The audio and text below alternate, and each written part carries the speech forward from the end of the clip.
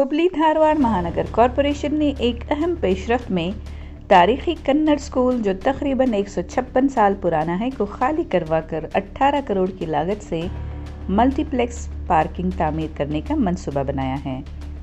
Municipal corporation ने इस heritage school की जगह मल्टीप्लेक्स पार्किंग लॉट की तामीर के लिए जगह मुख्तस करने का फैसला किया है। इस फैसले से स्कूल की बरसों तक खिदमत अंजाम देने वाले रिटायर्ड असातिज़ा ने इंतहाई तशवीश का इजहार किया है। सरकारी स्कूल जो रियासत में सबसे ज़्यादा तादाद में तलबा को एडजस्ट करने के लिए जाना जाता है, कर्नाटक का दूसरा सबसे ज़्यादा बावकार स्कूल है। इसके बावजूद अहदेदारों और मुंतखब नुमाइंदों ने स्कूल की इमारत को मुंतकिल करने का फ़ैसला किया है ताकि मल्टी लेवल पार्किंग की सहूलत तामीर की जा सके, जिस पर तकरीबन 18 करोड़ रुपए की लागत आएगी। शहर के ग्लास हाउस में इसी तरह की पार्किंग लॉट के लिए तकरीबन 4.5 करोड़ रुपए और एक private multi level car parking के लिए मजीद 40 करोड़ रुपए की सरमायाकारी के बावजूद तारीखी सरकारी स्कूल को हटाने के फैसले से साबिक असातिज़ा ने एहतजाज किया है। चीफ मिनिस्टर सिद्दरामैया से अपील की गई है कि वो मदाखलत करें और इस तारीखी तालीमी इदारे की बका को यकीनी बनाने के लिए मुनासिब हिदायत जारी करें। रिपोर्टाज कलमेश मंडियाला।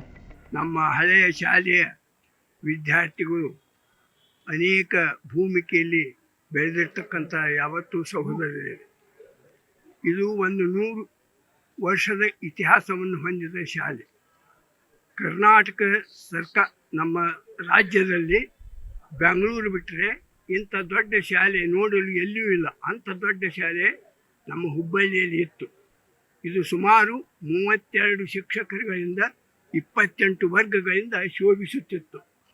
ಮತ್ತಿದು ಈ ಶಾಲೆಯಲ್ಲಿ ಕಲಿತವರು ವಿದೇಶದಲ್ಲಿದ್ದಾರೆ, ಉದ್ಯಮದಲ್ಲಿದ್ದಾರೆ, ವಕೀಲರಿದ್ದಾರೆ, ಮಹಾಪೌರರಾಗಿದ್ದಾರೆ. ಇತ್ತಿತ್ತಲಾಗಿ ಸುದೀಪ್ ಸರಾಫ್ ಅಂತಕ್ಕಂಥವರು ಕೂಡ ಈ ಶಾಲೆಯ ವಿದ್ಯಾರ್ಥಿ. ಅವರು ಕೂಡ ಹುಬ್ಬಳ್ಳಿ ಧಾರವಾಡ ಕಾರ್ಪೊರೇಷನ್ ಮೇಯರ್ ಆಗಿ ಅವರು ಕೈಗಿಳಿದರು. ಏನೋ ಮಹೇಶ್ ತೆಂಗಿನಕಾಯಿ ಅವರು ಈ ಶಾಲೆ ಕಲಿತವರು, MR ಪಾಟೀಲ್ರು ಕುಂದಗೋಳ ಶಾಸಕರು. ಈ ರೀತಿಯಾಗಿ ಭವ್ಯ ಇತಿಹಾಸ ಹೊಂದಿದ ಶಾಲೆ ಏನೋ ಸಿಟಿಯಲ್ಲಿ ಸಿಕ್ಕು ಏನೋ ಅದು ಕಾಲಮಾನ ಪರಿಸ್ಥಿತಿ ಹೊಂದಿದ ಹಾಗೆ ಅನೇಕ ಶಾಲೆಗಳು ಸಿಟಿಯ ಸುತ್ತಲೂ ಅನೇಕ ಶಾಲೆಗಳು ಉದ್ಭವ ಆದ್ದರಿಂದ ಶಾಲಾ ಸಂಕೀರ್ಣದ ಮಕ್ಕಳು ಕಡಿಮೆ ಆಗಿ ಕ್ಲಾಸಿಗೆ ಕಡಿಮೆ ಆದ ವಿನಃ ತನ್ನ ಘನತೆಯನ್ನು ಇನ್ನೂ ಬಿಟ್ಟಿಲ್ಲ.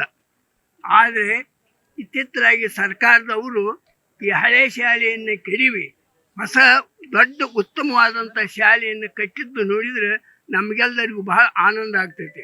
ಹಂಗಾರೆ ಹಳೆ ಶಾಲೆ ಹೋಗಿ ಹೊಸ ಶಾಲೆಯಾಗಿ ಈ ಪ್ರೈಮರಿ ಸ್ಕೂಲ್, ಒಂದು ಹೈಸ್ಕೂಲು, ಜೂನಿಯರ್ ಕಾಲೇಜು ಆಗ್ತೈತಪ್ಪ.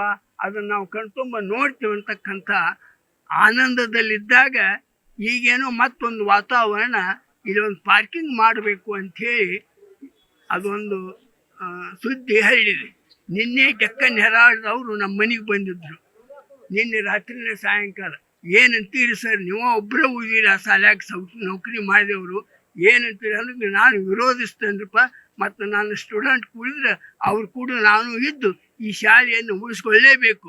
ಪ್ರೈಮರಿ ಬೆಳೆದಿದ್ರೂ ಅಷ್ಟೇ ಇಲ್ಲ, ಇಲ್ಲೊಂದು ಜೂನಿಯರ್ ಕಾಲೇಜ್ ಆಗಬೇಕು ಅಥವಾ ಹೈಸ್ಕೂಲ್ ಆಗಬೇಕು. ಇದು ಶಾಲೆಯಾಗೆ ಉಳಿಬೇಕು. ಇದು ಮುಂದೆ ನಮಗೆ ಒಂದು ಪಾರ್ಕಿಂಗ್ ಆಗಬಾರ್ದು ಮತ್ತು ಕಾಂಪ್ಲೆಕ್ಸು ಆಗಬಾರ್ದು. ಅದರಿಂದ ವಿದ್ಯಾರ್ಥಿಗಳಿಗೆ ಎಲ್ಲರಿಗೂ ತೊಂದರೆ ಆಗ್ತೈತಿ. ಇದು ಏನಾದರೂ ಈ ಶಾಲೆಯನ್ನು ನಾವು ಉಳಿಸ್ಕೊಳ್ಳೇಬೇಕು. ಅನುಕೂಲ ಆದರೆ ನಾವೊಂದು ಪತ್ರಿಕಾ ಪ್ರಕಟಣೆಯನ್ನು ಕೊಟ್ಟು ನನ್ನ ಶಾಲೆ ವಿದ್ಯಾರ್ಥಿಗಳನ್ನು ಆದಷ್ಟು ನಾನು ಕೂಡಿಸಲಿಕ್ಕೆ ಪ್ರಯತ್ನ ಮಾಡ್ತೀನಿ ಅಂತ. ನಾನು 73ರಿಂದ 77ರವರೆಗೆ ಸದರಿ ಶಾಲೆಯಲ್ಲೇ ಕಲ್ತಿರುತ್ತೇನೆ. ನಾನು ಈಗ ಹುಬ್ಬಳ್ಳಿ ನ್ಯಾಯಾಲಯದಲ್ಲಿ 29 ವರ್ಷ ನ್ಯಾಯವಾದಿ ಅಂತ ಕೆಲಸ ಮಾಡುತ್ತಿದ್ದೇನೆ. ನಾನು ವಿಜಯ ಕರ್ನಾಟಕ ಪೇಪರ್ನಲ್ಲಿ ಓದಿ ಇಲ್ಲಿ ಏನು ನಡೆದೈತೆ ಅಂತ ನಾನು ಬಂದು ನೋಡಿದಾಗ ಅವಾಗ ಕಾರ್ ಪಾರ್ಕಿಂಗ್ ಸಲುವಾಗಿ ಈ ಸಾಲಿದು ಡೆಮಾಲಿಷನ್ ಮಾಡ್ತಾರಂತ ತಿಳ್ಕೊಂಡ್ವಿ. ಆದರೆ ಈ ಕಾರ್ ಪಾರ್ಕಿಂಗಿದ್ದು ಇದನ್ನು ಕೈ ಬಿಡಬೇಕು, ಡೆಮಾಲಿಷನ್ ಮಾಡಿಬಿಡೋದು, ಸಾಲಿ ಉಳಿಸ್ಬೇಕು. ನಾವು ಅನಿವಾರ್ಯವಾದರೆ ನ್ಯಾಯಾಲಯದ ಮೊರೆ ಹೋಗಲು ನಾವು ತಯಾರಿದ್ದೇವೆ.